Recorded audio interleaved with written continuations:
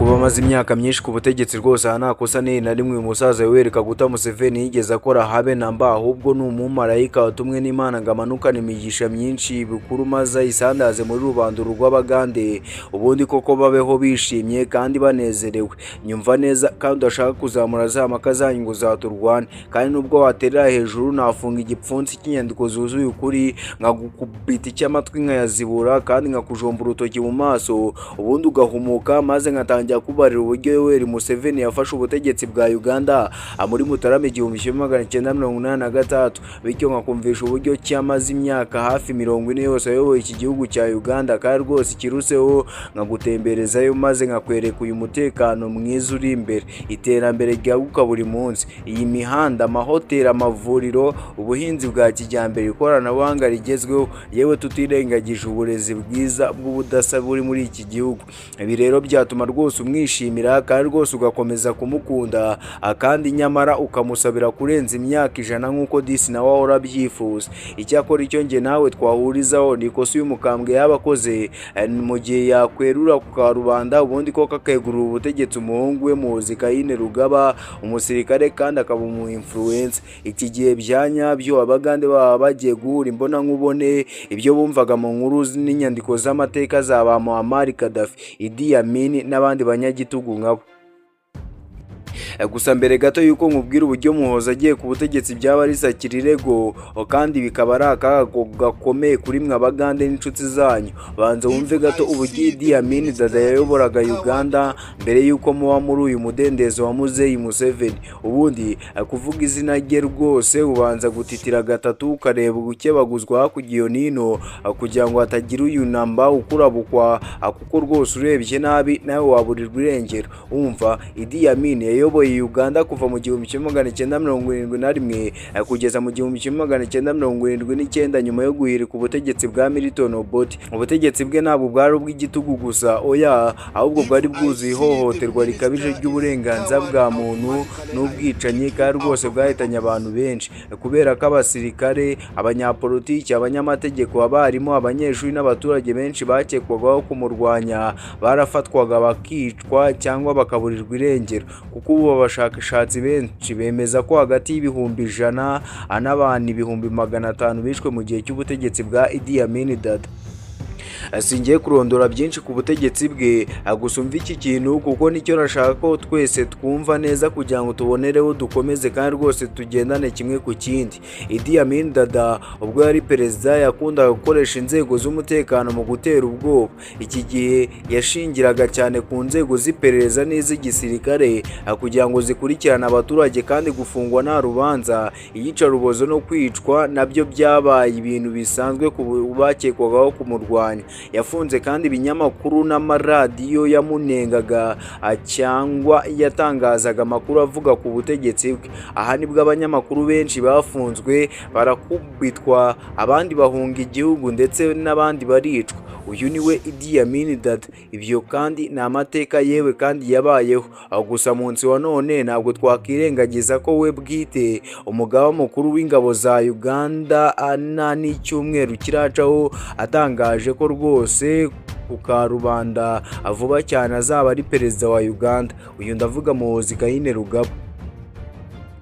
Uwo kandi mvuga General Muhoozi Rugaba munsi wa none kuri ubu yamaze gufunga NTV Uganda, Spark TV na Daily Monitor. Muti ninyumva umugaba mukuru w'ingabo za Uganda General Muhoozi Rugaba yatumye hafungwa ibitangazamakuru birimo NTV Uganda, Spark TV ndetse na Daily Monitor. Nk'uko bitangazwa, NTV Uganda na Spark byahise bihagarika ibiganiro mu rukerera rwo kuri iki cyumweru nyuma y'uko inzego z'umutekano zigwasa ahakorera iki kigo cya National Media Group NMG ari nacyo nyiri ibi bitangazamakuru. Ibi byakurikiye kandi ubutumwa bwa General Muhoozi Rugaba ku rubuga rwa X akunda gukoresha cyane, aho yavuga ko yafashwe icyemezo cyo gufunga ibi bitangazamakuru, anagaragaza ko ko hari gahunda yo gukaza ingamba ku bitangazamakuru bivuga ku buyobozi bukuru bw'igihugu. Mu butumwa bwe yagize ati Muzeyi, Perezida Museveni yemeye gahunda yanjye yo gufunga NTV na Monitor, tugiye kubishyira mu bikorwa. Yakomeje avuga ko inkuru mbi mu gihugu zigomba kujya zinyuzwa mu buyobozi bwe mbere yo gutangazwa. Yagize ati kuva ubu inkuru mbi muri Uganda zigomba kubanza kwemezwa n'ibiro byanjye. Muri Uganda ntabwo nemera ibijyanye n'ubwisanzure bw'itangazamakuru. Itangazamakuru rigomba guhabwa umurongo n'abarahiriye impinduramatwara. Jenerali Muhoozi yategetse ko ibi bitangazamakuru bitazongera gufungurwa hatabonetse uburenganzira bwe. NTV Uganda, Spark TV na Daily Monitor bibarizwa muri National Media Group Uganda, ikigo gikomeye mu itangazamakuru muri aka karere.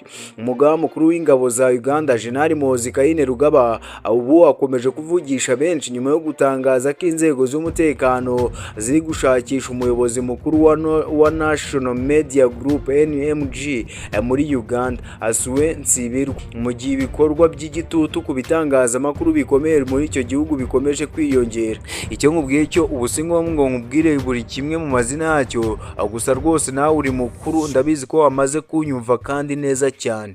Ubundi Uganda ni bwoko ki? Iteye ite? Kuva kera na karese ubundi bibaye hite? Nyumva ubundi Uganda ni kimwe mu bihugu byo muri Afurika y'Iburasirazuba, agifite ubuso bwa kilometero kare zirenga 240, kikaba gihana imbibi na Kenya, South Sudan, Democratic Republic of Congo, Repubulika y'u Rwanda na Tanzania. Umurwa mukuru wacyo ni Kampala, ibyo murabizi. Gusa ariko mbere y'uko iki gihugu cyitwa Uganda kibaho, ako karere kari gatuwe n'abantu batandukanye bari bafite indimi, imico n'ubuyobozi bwabo kandi bitandukanye. Abahanga bavuga ko abantu ba mbere batuye muri aka gace bahageze mu myaka ibihumbi byinshi bishize, ngo kuko mu ntangiriro habagamo abahigi n'abasoromyi b'imbuto, nyuma haza abantu bazi ubuhinzi n'ubworozi. Rero uko imyaka yagendaga ishira, abaturage barushagaho kwiyongera, maze hakavuka amatsinda menshi kandi atandukanye aza kwitwa amoko.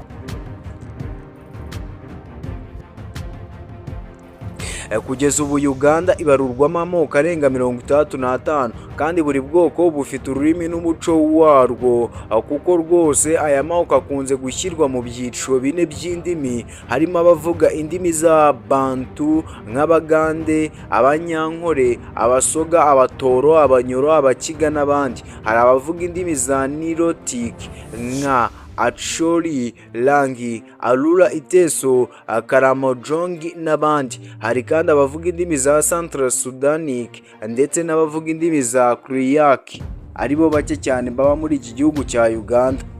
Amwe mu moko rero akomeye aba muri icyo gihugu cya Uganda ni Baganda, Abanyankore, Basoga, Bakiga, Banyoro, Batoro, Acholi, Langi, Iteso, Karamojongi, Aruru, Rugibara, Bagisu, Bakonzo, Sebiye n'andi menshi. Gusa nubwo ayo moko yari atandukanye, yabanaga binyuze mu bucuruzi, gushyingirana no guhana ubutaka. Hari yari afite abami n'inzego zikomeye z'ubuyobozi, mu gihe andi yayoborwaga n'abakuru b'imiryango cyangwa abakuru b'uturere.